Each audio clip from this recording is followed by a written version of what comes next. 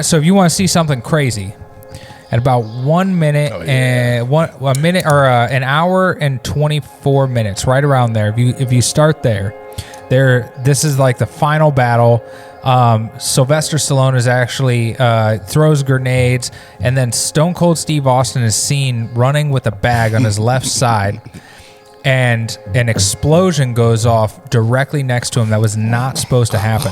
They actually reported that if he had not had that bag in his hand on his left side at that exact moment, he would have lost his leg. Legless. He would be stone cold dead. This podcast is rated PC for Pew Culture. Pew, pew, pew, pew, pew. Welcome to another episode of the Pew Culture Podcast.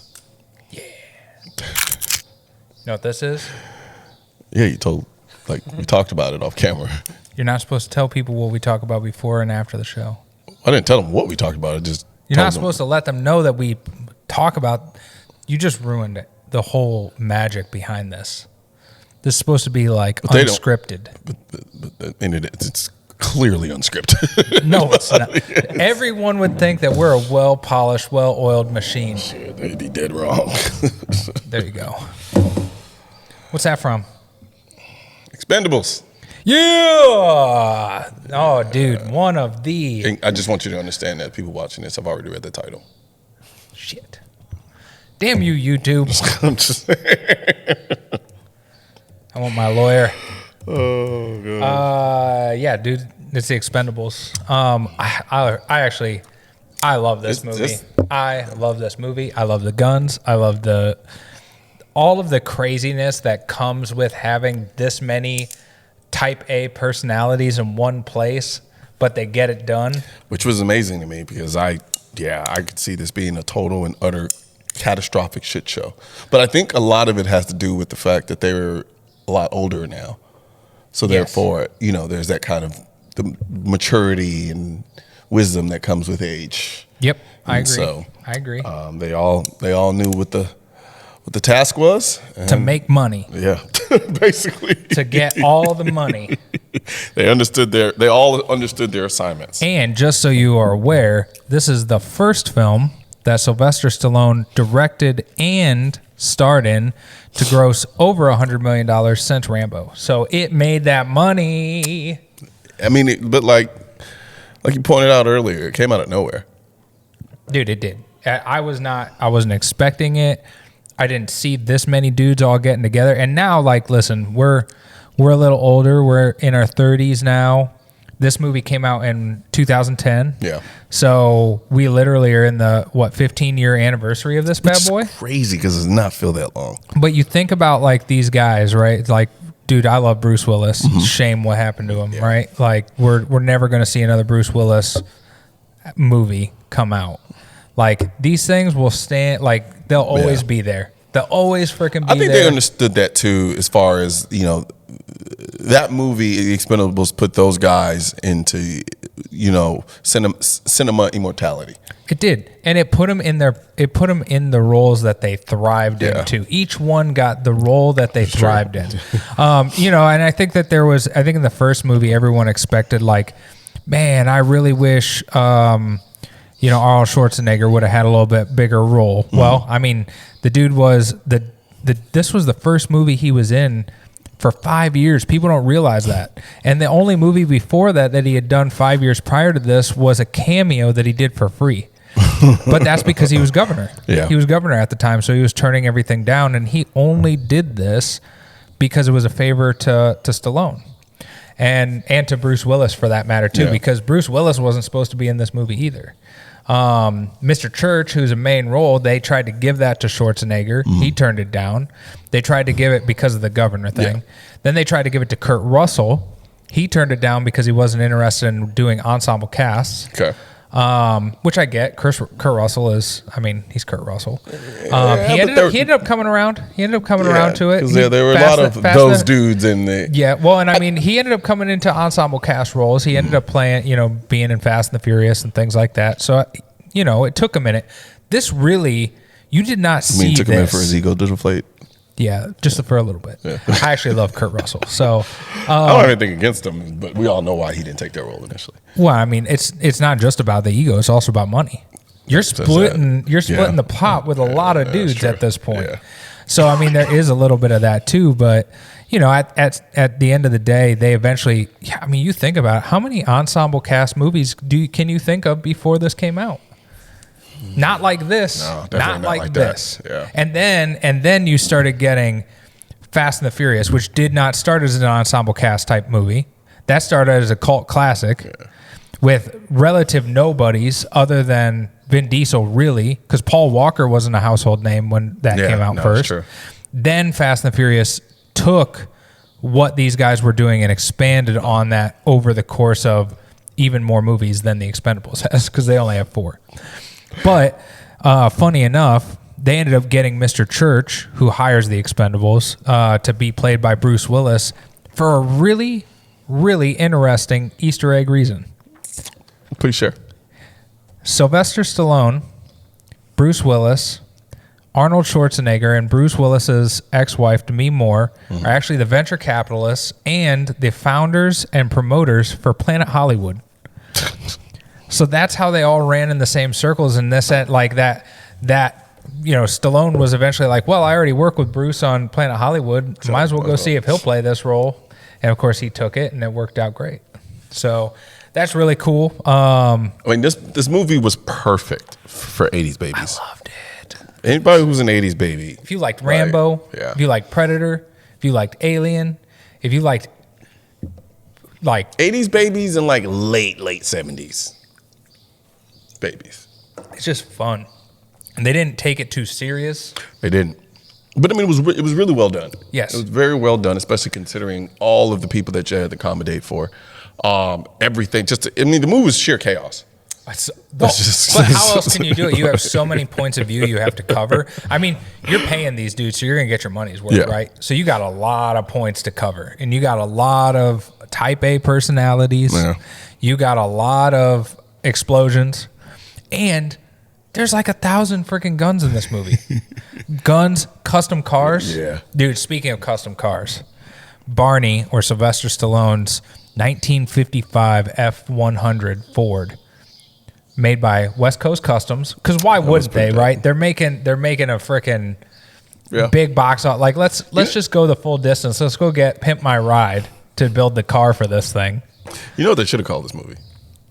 TRT. I thought you were going to say CTE for a minute, but dang. Ooh. I mean, let's be real. I mean, that's fair. That's fair. But, I mean, dude, with the amount of injuries sustained during this filming, you needed to be on it to get through it. That's true. Sylvester Stallone, he reported, I believe it was 14 injuries during the filming of this. That's crazy. Broke his tooth. Ruptured an ankle. I didn't even know you could rupture an ankle. Yeah, how do you go about doing that? Where do you do that? In the fight scene where he is, the main fight scene that he does with Stone Cold Steve Austin, he actually fractured his neck. Ended up having 7 surgeries to repair it. Had a spinal fusion. Had a had a metal plate put into his back. And I mean, Stallone said flat out, he's like, I was never the same person physically after Expendables 1. Well, and he did all his own stunts, though. Let's just call it what it is. He was old. I don't actually know how old he was at that time, but I mean, he was old enough to do a movie titled The Expendables. That is true. He was, but give him some credit too. He did his own damn stunts at whatever age this was. What I'm saying is this: it's literally the movie equivalent of when you hit like your mid 30s and above, and then you still think you can go play basketball and do all that stuff to the same degree. You push yourself too far, and then you get hurt because in your mind you're still 20. I did that at 36. I did mine. He was probably like 70. I mean, I busted my knee up good about 36, 37. Yeah. It's never been the same. Mine is actually pretty good, actually. I'm heavier than you are. Mine's never going to be the same. No, I rehabbed the hell out of my knee. Yeah. Yeah. Like, that's how you do it. I rehabbed the shit out of my knee because I did not want to have to get surgery. And I believe that. Yeah. Well, he had a lot of surgeries. Yeah, he had a shit ton of surgeries. A lot of surgeries. And you know those aren't the only accidents, too. I mean, that again, with this many moving parts and this much crazy stuff going on, I mean, hell, dude, I just showed you that one scene, right?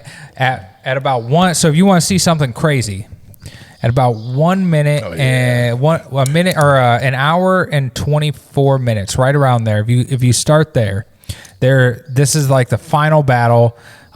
Sylvester Stallone is actually throws grenades, and then Stone Cold Steve Austin is seen running with a bag on his left side. And an explosion goes off directly next to him that was not supposed to happen. They actually reported that if he had not had that bag in his hand on his left side at that exact moment, he would have lost his leg. Legless. He would be stone cold dead. I mean, it would have blown his damn leg off. But that's crazy. I mean, that's just, dude, accidents happen on things, especially when you're talking about VFX and explosions. If I ever became an actor, I'm not doing my own stunts. Hell no. There's people who are happy to get injured for money. No, like, I don't I'm not one that. of them. No. So what do we got here? What's this? You know what this is? Beautiful Colt 45. Colt Single Action Army. Compensator cuts on the front. This gun is so pretty. Dude, it's so nice. Case hardened. But that is the gun that you see Barney or Sylvester Stallone's character carry throughout the entire film. That's his baby.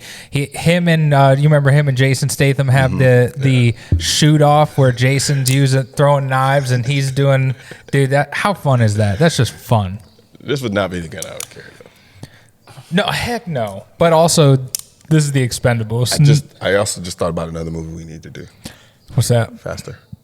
Oh, dude, Faster is such a good movie, dude. Sleeper of a movie. Sleeper. No, that's a really cool gun right there, though. But I mean, dude, this movie is chock full. There's a scene where Terry Crews, Sylvester Stallone, Jason Statham, Randy Couture, and Jet Li all have real MP5s. Like, how much money and guns is in this film, dude? Oh man, there's so much. MP5 KPDWs. Got to talk about that 812 though. Oh yeah, we're getting to that. Jet Li rocking the B&T MP9. I think we know someone who's going to their place next month, right? I mean, if they let me in. I highly doubt it. Never mind. Even though that now has become one of my favorite PCCs.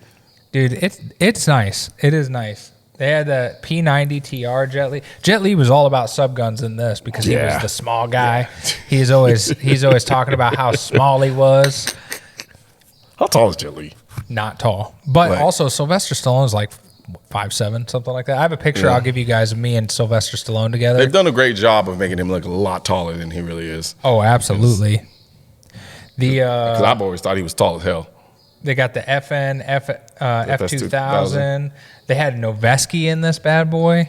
They had the Diplomat. Really? Yeah, dude. I didn't even pick up on that. I know. How crazy is that? Holy. They had, obviously, tons of different AKs for the bad guys because that's what we always are rocking for bad guys. But then, Terry Crews. All right, so Terry Crews plays Hail Caesar, right? Mm-hmm. Terry was not the original choice for this character, okay? Terry wasn't he was not a household name actor when this film came out, right? I mean, he actually was listed by Sylvester Stallone as a former NFL football player. So that's how like early on this was. But the original casting for this was none other than Wesley Snipes, which makes a lot of sense for a movie called The Expendables and with these guys. Unfortunately, Wesley was going to prison for tax issues. Pay your taxes, folks. Pay your taxes. Now, luckily, we got the redemption that we all wanted, and Wesley Snipes got to be in number 2 after he was released from prison. But that left the opening for Terry Crews, who played an epic Hail Caesar in this film. He did. Rocking the AA-12s. The whole time, drum mags, everything. How fun are these guns? Have you ever got to shoot one? No, but I've always wanted to because of this movie. I've only ever got to shoot blank firing ones, and they're just cool as hell. The thing is, I don't know why they don't make them more. Just create one in semi-auto, make them more readily available. Dude, for real. I mean, I don't understand. Who makes the A12 again? It's made by what was that? Advanced Armament? Is that the company? Auto Assault. Oh, okay. The Auto Assault AA-12. It's actually it just got acquired by a company called Soul Invictus Arms. Okay. And so they're still making it. So they're making it, but this is the interesting thing. So just recently they announced that they were going to be developing a civilian legal semi-automatic version. Me and you need to get a hold of these boys. Wait, really? Soul Invictus Arms. All right, Soul Invictus Arms, we're going to need you to get a hold of us. We would like to speak to you about your car's expiring warranty. So that's pretty cool. That's really interesting stuff right there. I did not know about. But, yeah, dude, that AA-12, the stuff that he does with it, the exploding rounds and it's freaking badass. Yeah, no, the way they handled that beautifully. Yep. Absolutely beautifully. He also used a Sega 12. Which was one of my favorite. And this is the really interesting. So here you go. Okay, another Easter egg. I don't think that we covered this movie yet. I'm pretty sure we didn't, but we definitely need to because it's another sleeper. Mm-hmm. Gerard Butler in the movie Gamer. The Sega 12 12 that Terry Crews uses in the movie Gamer is the exact Sega 12. That was. I'm sorry. The Sega 12 that Gerard Butler uses in Gamer is the exact Sega 12 that Terry Crews uses in the Expendables. So there's a little bit of gun Easter egg drop for you right there because that's really, really cool. Sega 12s, as you know, are excruciatingly hard to find. They are illegal to bring into the country now. I have one. I also have one. Yeah. So if you can find one, folks, you better get your hands on it because they are getting really hard to find. I got mine all done up and made mine all tactical and shit. Oh, yeah. The Serbu Super Shorty, that's fun. Dolph Lundgren uses that little handheld shotgun. Of course, you got your typical, Browning 1919s, which we have here in the house for that one. You also have the 50AN and the M2 mounted on Barney's airplane, which is really cool. That they have a little prop plane, and they're like, "Yeah, let's just mount some 50 cals to it." That's a ton of fun. M79 grenade launchers, which are impossible to get. Flare pistols, hand grenades. I mean, dude, this gun had this movie had 1,000. I mean, but would you expect anything less? You can't. Yeah. If they didn't do the guns justice in this movie would have been terrible. It would have been awful. It would have been unwatchable, and they knew that. They 100% knew that. That's like making a Rambo and not doing, not going over the top with it. Yeah. If you're not coated in blood by the end of Rambo, what's the point in even making it? But dude, there was just so much going on with this film that it was sheer chaos. It was chaos, but in the most lovable, perfect way. Oh, for sure. You got to think about it. Like all these guys make movies that are essentially chaotic, right? That is true. And so this thing couldn't be anything other than absolute chaos. Well, and I do love, though, that with the amount of chaos that they did, there's so many little perfect nuances that Stallone thought to write into the film, too. So, even his main character, his name's Barney Ross, right? Mm-hmm. Barney Ross in real life, Barney Ross was a world welterweight boxing champion who joined the United States Marine and was awarded a Silver Star and a Purple Heart for his actions in war. You thought about that when you were naming the characters and you were going through and doing all of these things because you could have named them anything. Same with Bruce Willis's character, Mr. Church. Yeah. He's named Mr. Church because he prefers to always meet and do business in churches. Just little tiny things like that. There's actually a line that's when they're in the church and he's trying to give him the job, and Schwarzenegger looks at him and is like, you know what? You should give it to Barney because he loves playing in jungles. That's an ode to Rambo. Yeah. Because it always takes place in the freaking jungle. So, little things like that, you wouldn't think these action dudes who are writing this big, giant action film would insert all of those little nuanced things. And then it's on the fan of the action film to actually go catch all that stuff. Because I didn't catch a lot of it. It was hard because you got to watch this movie 20 times to catch all the things that they do in it. Whew. Yeah, What do you got? There's a lot of guns in this Dude, movie. there's so many. Like, a lot. I'm trying to think about what gun, but like if I was in this movie. Okay, yeah, no, let's do this. All right, you need to name your character and pick your main gun. All right, let's see. Name the character who I most identify with. I part of me wants to say Jet Li. You're going to be named Jet Li. No, you get to play yourself. You got to name your character. Oh, so like I thought I was supposed to identify with the character I most identify with the most. No. Oh. Because obviously I would be the coolest person in the film. I'd be Jason Statham. I'm white. I'm bald. I ride motorcycles. I'm Jason Statham in real life. So that's just cheating and not fair to you. Also, you don't get to be anyone else other than Terry Crews for obvious reasons. For obvious reasons. I wouldn't mind being Wesley. Dude, everyone wants to be Wesley Snipes without the tax drama. Yeah, that's true. No, all right. You're playing yourself. You get to name your character and give yourself a gun and a car. Ooh, what would I name myself? I mean, obviously, probably Noir or something like that. I mean, it would have to be, right? Mr. Noir, Mr. Black. Black Noir. There you go. Okay. So your name is now Black Noir.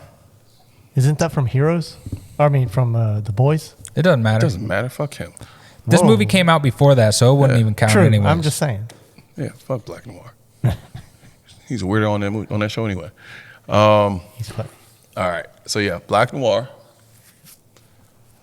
Yep. Gun of choice. Just trying to think about the situations. All right. Are we doing it gun of choice based on the guns that were used here? No. You can pick whatever you want. It's going to sound so lame. It would probably be the HK 416. Wow, that's super lame. You are just the most vanilla black guy I've ever met. HK 416. It's giving me everything I need. All right, Yeah. keep going. It's Keep versatile. Going, keep Yeah, going. I do. HK Now you have to give yourself a vehicle. Vehicle. I do with Bravis G Wagon. No. I do let me see. For this movie, I would go.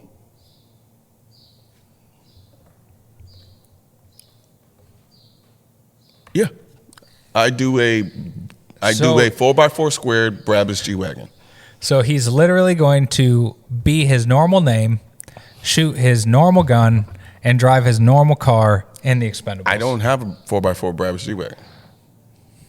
You have something that's almost the exact same. But it's not that. To be fair, I'm going to basically do the exact same thing that you did. I go by the name Yukon. Obviously, Yukon Cornelius, Yukon Jake, all that good stuff. I'm going to carry a frickin' whatever the biggest 454 Kazoo revolver that I can get is.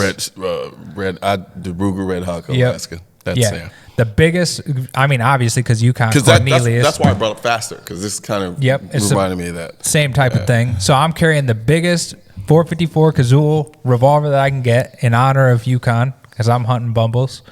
And what am I going to drive? That right there. Why not? Fully off-road, long-travel, 1932 Ford Coupe, supercharged, 600 horsepower, weighs 1,000 pounds. How badass would that look? I think rolling around with the biggest fucking remote. I think the 4x4 squared Bravis is more badass. All right, Peter. What do you? It's 9. We have Who's 800 and 900 horsepower. Whose character is cooler here? Let me show you. Have you seen the 4x4 In the movie? Bravis? Yeah, it would be your character. Thank you. Why? Thank you. Because that's a movie type of like. Have you seen a fucking 4x4 squared Bravis? I have. No, but you I'm just haven't. saying, for movie-wise and Expendables, like. I'm going to cut the clip just right where you say, yeah, Jake's character's cooler. Like, that's it. That's all we needed to know. No, y'all people are crazy.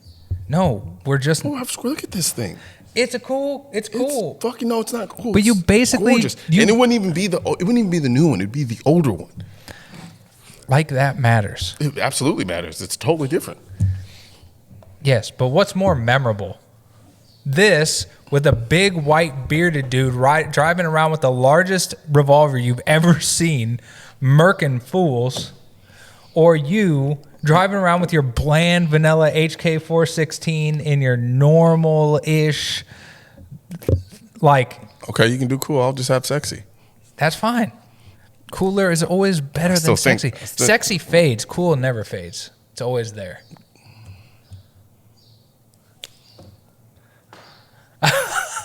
Moving on. Classic.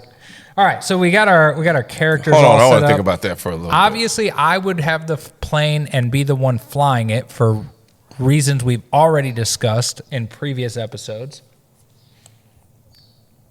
Oh, this is a really good one. Fun fact.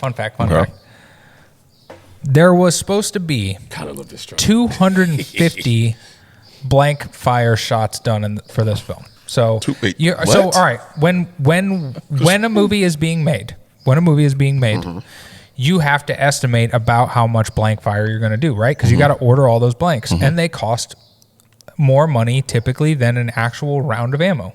Which is crazy. It is crazy, but that's the price you pay when you're doing it the right way and you're hiring the right company, making you actual blanks to ensure that no one gets hurt. Jake's on his soapbox again.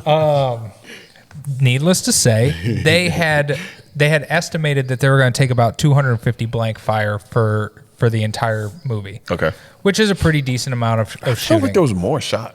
Oh, there was. It ended up at 1,200.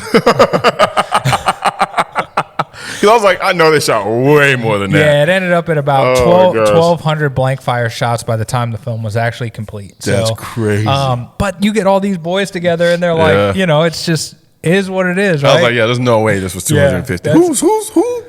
Who estimated that?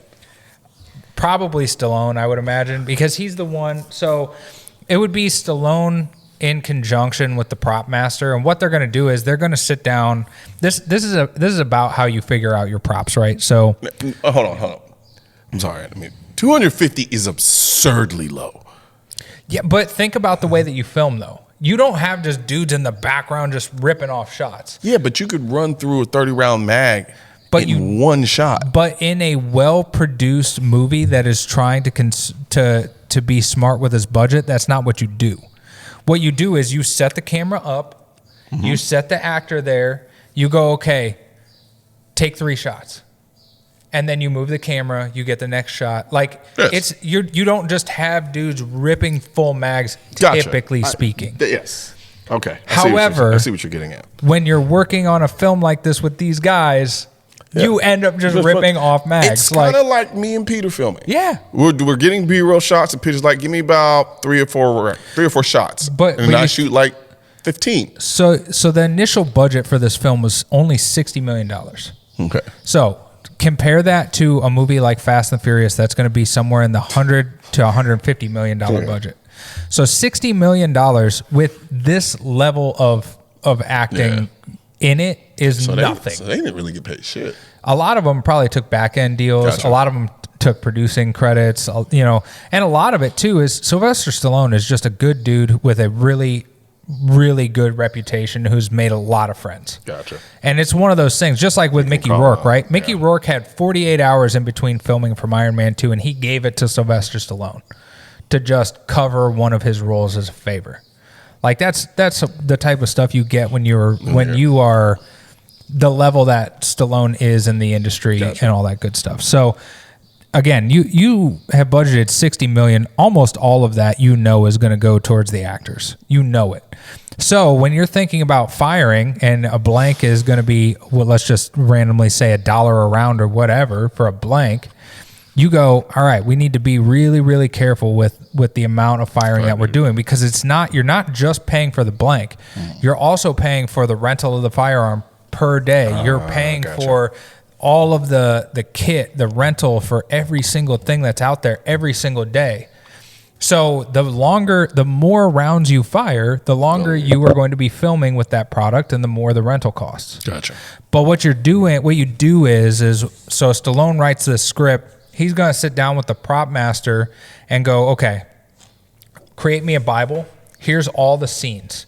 I know that I want Barney's character to have some type of 6-shooter. He's going to carry a revolver. Build me one that can do XYZ. I needed to speed shoot. I needed to look kind of tactical. I needed to be different. And so they're going to create all these things. And while they're going along and breaking down each scene, they're going to say, okay, in this scene, I believe that we're going to set this up and we'll fire this many rounds on this camera setup, this many rounds on this camera setup. And by the end of it, you're guessing, okay, 250 rounds. That's about what we think.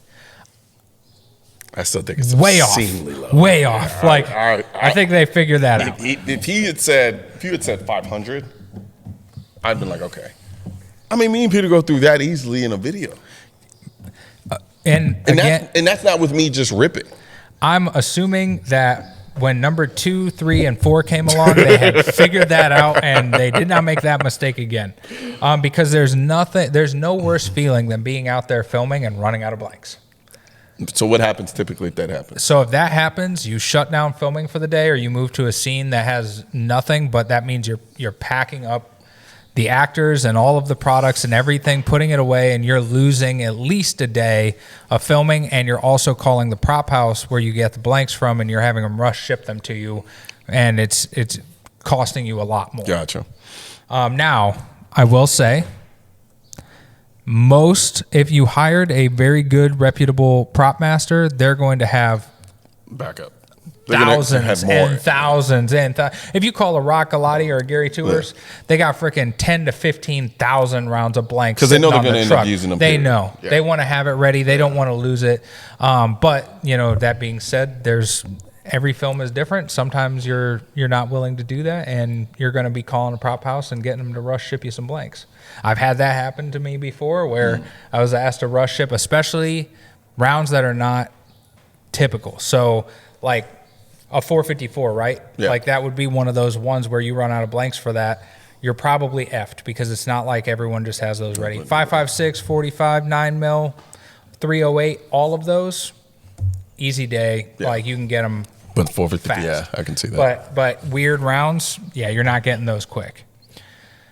But yeah, dude, I love the Expendables. Yeah, I remember when it came out. It was one of those things. It's like, I never would have thought this, but I'm glad they did. Dude, for real. And I mean, there's just so many cool nuances. Jason Statham, you remember a movie Jason did called Death Race? Yes. Death Race is fun, right? We both love guns. We both love cars. Yep. That came out in 2008. Really, really interesting tie-in is that it was a remake of a movie called Death Race 2000, which was made in 1975. That was actually one of the first starring roles that Stallone ever took. Back in 1975, Death Race 2000, one of the very first starring roles that Stallone ever had. And Jason Statham then years later starred in the remake of it. And then they all came together in the Expendables. So how cool is that? That was actually pretty dope. And you know what else is dope? And you know what else is dope? DNT! We only have one sponsor right now, and it's them. And so guess what? Day and Night Technologies. That dude, the Expendables would have been better with DNT in it. I don't disagree. I believe it. Dude, we could have went all the way back. You know how much better we would have been off against Predator if we would have had DNT? Do you know how much better we would have been able to fight? That's another movie we need to do. I know. We got to do Predator. I have a running list now. Actually, we are doing Prey, which is dude, Prey's awesome. Dude, I can't wait to show you the Easter egg from Prey and Predator. Oh, it's going to be so cool. You're gonna be so pumped. But imagine fighting in the jungle against all of these terrorists and bad people with DNT and Expendables. That would actually be, it would have been ideal. Actually, yeah. So if you feel like you're expendable and and you need to go on a mission to the jungles to stop terrorists, get yourself a DNT optic. That's your pitch? I don't know, dude. You do this for a living. I'm not. What was that? Okay, you do it. So, if you find yourself expendable, head over to DNT and grab you an optic that'll keep you less expendable in whatever situations, jungles you may find yourself. Dude, that was actually way better. That was way better. But yeah, I love this movie. I can't wait to do number 2. and number 3. We're not doing number 4. Megan Fox. We have to do number 4 just from a troll standpoint. We have to do number 4. She ruined it. I know, that's why I want to do it. It's so frustrating. For someone who literally made one of the most iconic movies in history with Transformers. Like, Transformers was amazing by itself, but her being in it really made it. And then to subsequently just destroy. Literally, she destroyed it. It was like 6.7, 6.6, 6.8, 4. 3. Like, one person. The funny thing is when she first came in, I'll stop here because we're going to get into that movie again. When she first came on, I was like, who the fuck is that? I was like, oh, she's in it. Oh, how far Father Time. Yeah, we're going to. He is undefeated. We're going to get canceled on that episode. Nah. She made so many mistakes with Machine Gun Kelly. We can say whatever we want now. I'll leave you with that.